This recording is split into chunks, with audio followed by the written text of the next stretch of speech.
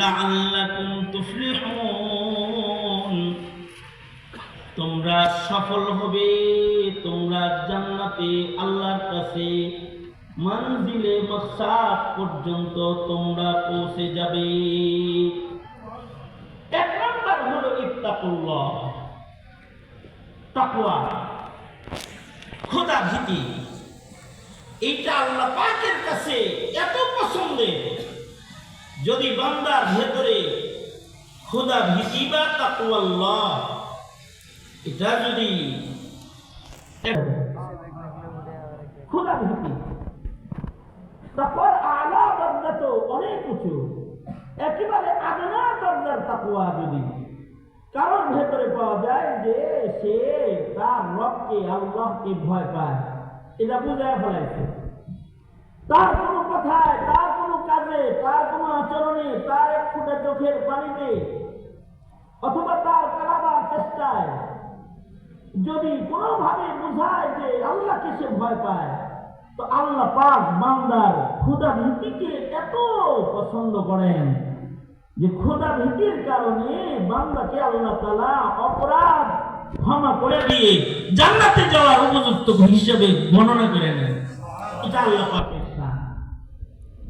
আমি এই কথাটা বুঝাইতে গিয়ে অনেক সময় একটা দৃষ্টান্ত পেশ করি, সেটা হলো আমরা যখন কখনো বাড়িতে যাই, কখনো কখনো এরকম ঘটনা বিগত সপ্তাহের ভিতরে আমার মতো হয়ে গেছে।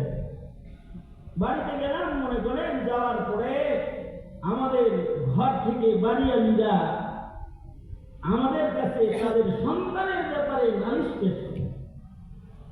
এই তোমার কুলার জ্বালায় আমার হাড্ডি গোশত একাকার হয়ে গেল, মাথার চুলগুলো পড়ে গেল, পেরেশান আমি, আমার হাই প্রেশার হয়ে গেল, আমি মরে যাবো, তোমার কুলার জ্বালায় আমি বাঁচি না, অথবা তোমার মেয়ের জ্বালায় আমি বাঁচি না।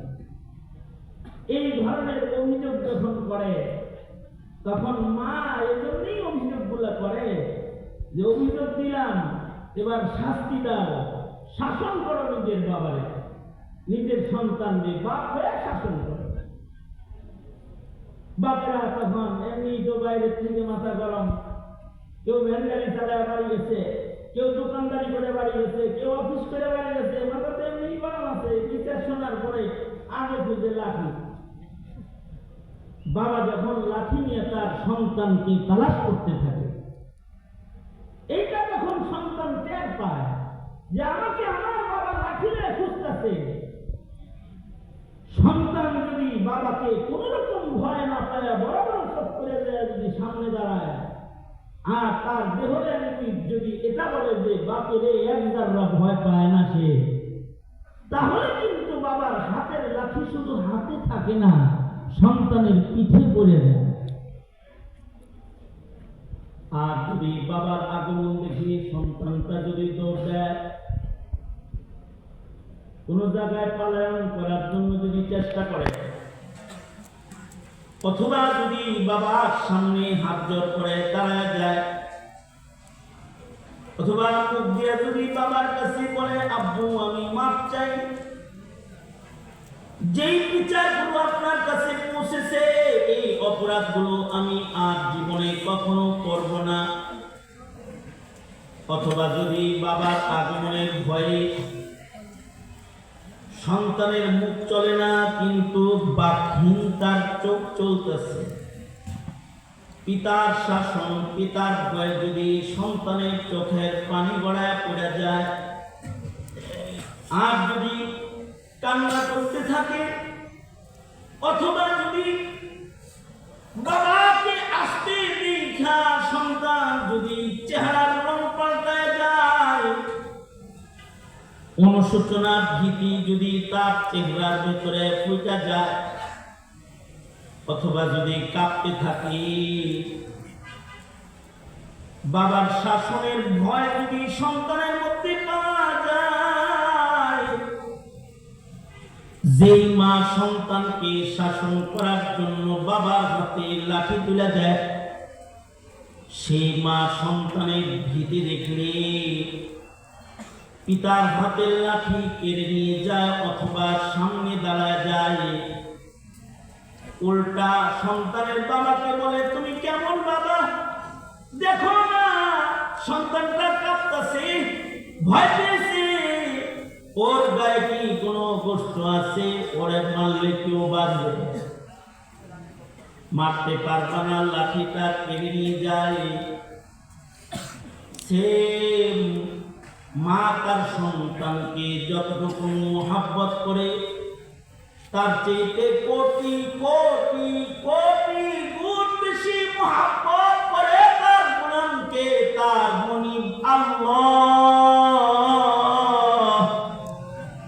আল্লাহ তাআলার কাছেও যদি কোনো বান্দা তার মুখের ভাষায় যদি খোদার ভয় প্রকাশ করে ফেলায়, অথবা তার চোখের কোনায় যদি খোদা ভীতির পানি, খোদা ভীতির দলিল হিসাবে জমা করে ফেলায়, অথবা আল্লাহ পাকের ধর ও পাকড়কে ভয় পায়া যদি বান্দার মধ্যে অনুশোচনা এসে যায়, অথবা যদি আল্লাহর গ্রেফতারির থেকে বাঁচার জন্য নিরাপদ আশ্রয়ের দিকে যদি আল্লাহর গোলামের কোনো যাত্রা শুরু হয়ে যায়, কোনো একটুখানি তাকওয়া যদি ইমানদার বান্দার হৃদয়ে প্রমাণিত হয়ে যায়, মহান রব্বুল আলামিন আযাবের ফেরেশতাদেরকে নিষেধাজ্ঞা জারি করে দেয়, এই বান্দার গুনার কারণে রাগ করছিলাম,